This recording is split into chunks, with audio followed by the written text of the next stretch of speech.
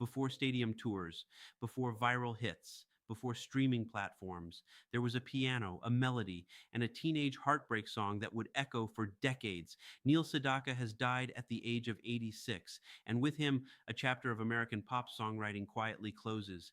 Sedaka was more than a singer. He was a craftsman, a Brill Building architect of melody, a composer who understood something fundamental about youth culture before youth culture had fully defined itself. In the late 1950s and early 1960s, Sedaka helped soundtrack teenage America.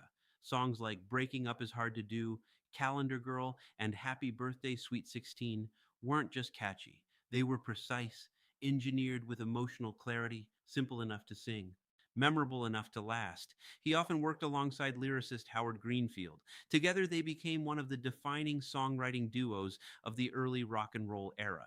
The Brill Building in New York City was their creative laboratory. Inside its offices, songwriters composed hits for emerging teen idols, girl groups, and radio ready acts. It was a production line of melody, but a human one. Sedaka was classically trained. That detail matters. He studied piano seriously. He understood composition, harmony, structure. That foundation allowed him to craft pop songs that felt effortless while being technically tight. And then came the shift. The early 1960s brought the British invasion, the Beatles, the Rolling Stones, a new sound, a new image. Teen pop crooners and Brill Building writers suddenly felt dated. Sedaka's chart dominance faded. For many artists of his era, that would have been the end. But Sedaka did something unexpected. He reinvented himself. In the 1970s, he staged one of the more surprising comebacks in pop music history. Songs like Laughter in the Rain and Bad Blood reintroduced him to a new generation. The tone was different, more mature, more layered, but the melodic precision remained. What makes Sedaka's career remarkable is not just the number of hits. It is the adaptability. He lived through multiple eras of pop music, from early rock and roll innocence to the confessional 70s. Few artists bridge those transitions successfully. Fewer still do it while writing their own material. Breaking Up is Hard to Do became his signature. Interestingly, he recorded it twice, once as an upbeat teen anthem in the early 1960s, and later as a slower, more reflective ballad in the 70s. Same song, different emotional weight.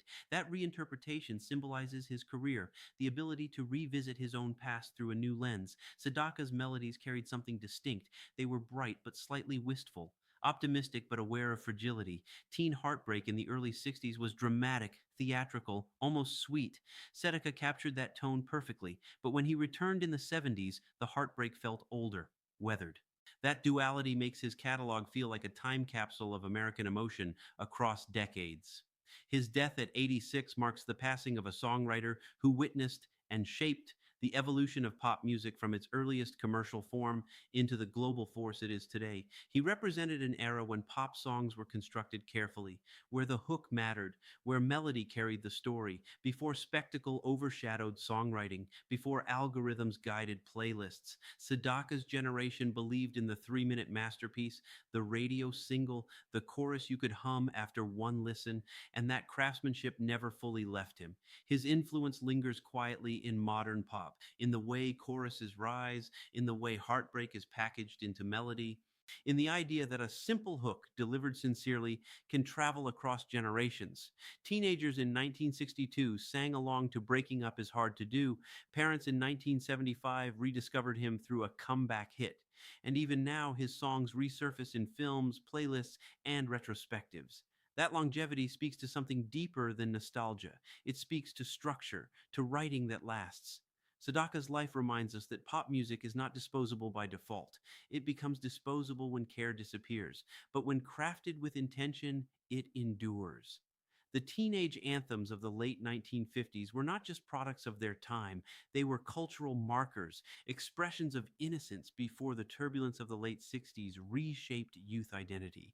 Sedaka stood at that crossroads, young enough to understand teenage longing, trained enough to give it musical shape, and resilient enough to return when the industry moved on.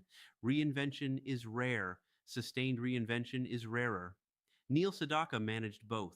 As the music world reflects on his passing, what remains are melodies that refuse to fade, a piano line, a chorus, a voice that once captured the universal truth that breaking up is, in fact, hard to do. And for an artist who helped define early pop emotion, that may be the most fitting legacy of all.